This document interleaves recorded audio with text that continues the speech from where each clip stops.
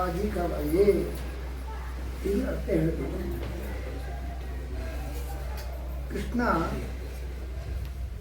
ಬ್ರಹ್ಮ ಅಂದರೆ ಶಾಸ್ತ್ರ, ವೇದಾದಿ ಶಾಸ್ತ್ರಗಳು. ಅದನ್ನು ಹೃದಯ ತುಂಬ ಪ್ರೀತಿಯಿಂದ ಆದಿಕವಿ, ಸರ್ವಜ್ಞನಿಗೆ, ಮೊದಲ ಕವಿ ಸರ್ವಜ್ಞನಿಗೆ ಪ್ರೀತಿಯಿಂದ ತೇನೆ ಉಪದೇಶ ಮಾಡಿ. ಯಾವ ಸರ್ವಜ್ಞನಿಗೆ ಆದಿಕವಿ ಅಂದರೆ ಮೊದಲನೇ ಸರ್ವಜ್ಞ, ಅವನಿಗೆ ಉಪದೇಶ ಮಾಡಿದರೆ ಯಾರು?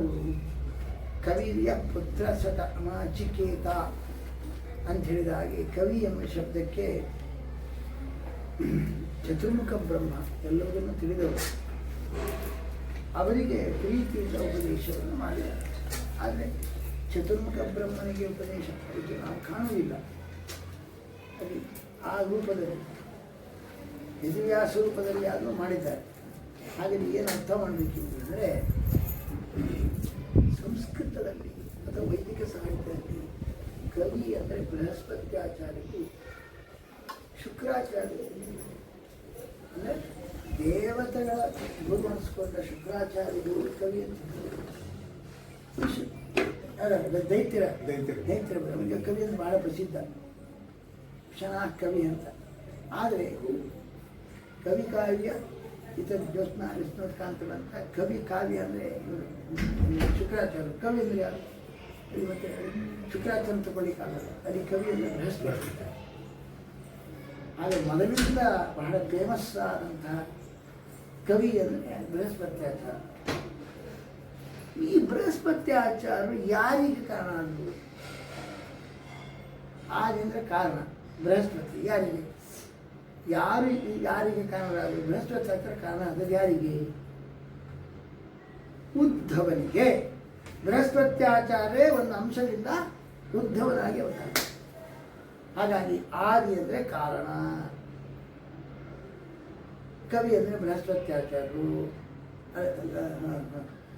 ಹೌದು, ಕವಿ ಬೃಹಸ್ಪತ್ಯಾಚಾರ್ಯರು ಯಾರಿಗೆ ಬೃಹಸ್ಪತ್ಯಾಚಾರ ಕಾರಣ ಆದರು?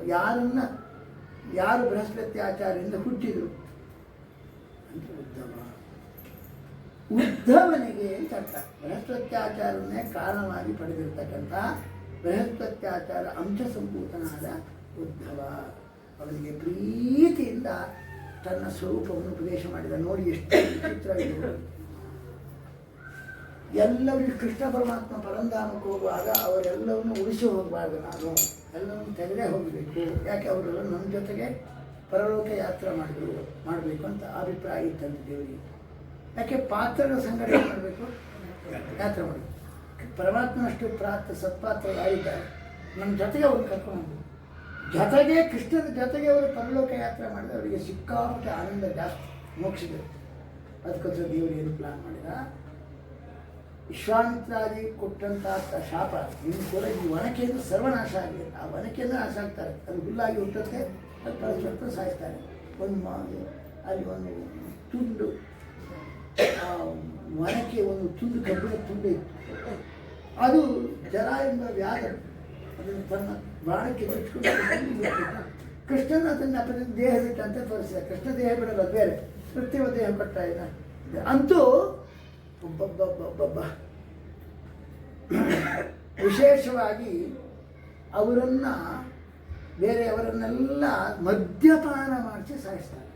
ಆ ಶಾಪವನ್ನು ಹಾಗೆ ಇಟ್ಕೊಂಡು ನೀವು ಪರಸ್ಪರ ಹೊದಾಡ್ಕೊಂಡು ಸಾಯಿಸಿ. ಮುಸರಾಯಿದೆ ನಿಮ್ಮ ಸರ್ವನಾಶ ಮಾಡಲಿ. ಆ ಮುಸರಾಯಿದೆ ಅದು ತುಂಡಾದಾಗ ಏರಕ ಅಂತ ಒಂದು ತೃಣ ವಿಶೇಷ ಆಯಿತು, ಚೂಕ, ಅದನ್ನು ಹೊಡ್ಕೊಂಡು ಸಾಯಿಸಬೇಕು. ಜರ ಎಂಬ ವ್ಯಾಧ ಬಾಣದ ಮುಸಲದ ಒನಕೆ ಒಂದು ತುಂಡಿತ್ತು, ಕಬ್ಬಿಣ ತುಂಡು, ಅದನ್ನು ಇಟ್ಕೊಂಡ್ಬಿಟ್ಟು ದೇವರಿಗೆ ಹೊಡೆದ.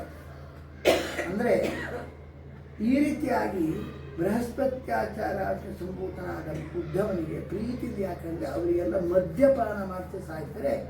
ನಿಮಗೆ ಸೋಮಪಾನ ಮಾಡಿಸಿದ, ಜ್ಞಾನ ಎಂಬ ಸೋಮಪಾನ ಮಾಡಿಸಿ ತನ್ನ ಹತ್ರ ಕರ್ಕೊಂಡ್ಬಂದು ಜ್ಞಾನ ಸೋಮಪಾನ ಮಾಡಿಸಿ ಅವನ ಪ್ರೀತಿಯಿಂದ ಮತ್ತೆ ಯಾವುದಪ್ಪ ನನ್ನ ಕ್ಷೇತ್ರ ಇದೆ, ಬದರಿಗೆ ಹೋಗಿ ಅಲ್ಲಿ ಅರಕನಂದರೆ ಸ್ನಾನ ಮಾಡಿ ಎಲ್ಲ ಅಲ್ಲಿ ಅಲ್ಲಿ ಬದಲಿಗೆ ಉಪದೇಶ ಕೊಡಲಿಕ್ಕೆ.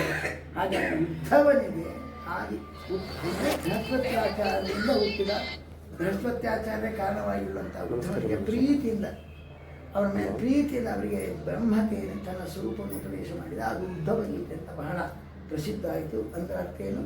ಇವನು ವಾಯುದೇವರ ಆವೇಶ ಇದೆ.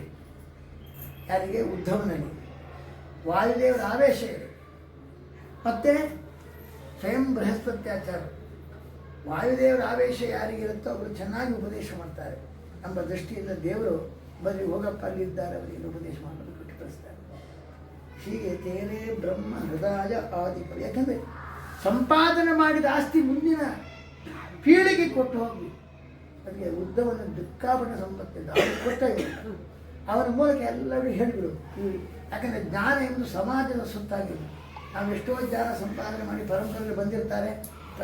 ತಂದೆಯವರಿಗೆ ಒಳ್ಳೆ ವೈದ್ಯ, ನಾಟಿ ವೈದ್ಯರು ಬಹಳ ಚೆನ್ನಾಗಿ ಗೊತ್ತಿದೆ, ಮಗನಿಗೆ ಗೊತ್ತಿರೋದೆ ಆ ವಿದ್ಯೆ ಎಲ್ಲ ಹೊರಟು ಹೋಗಿಬಿಡುತ್ತೆ.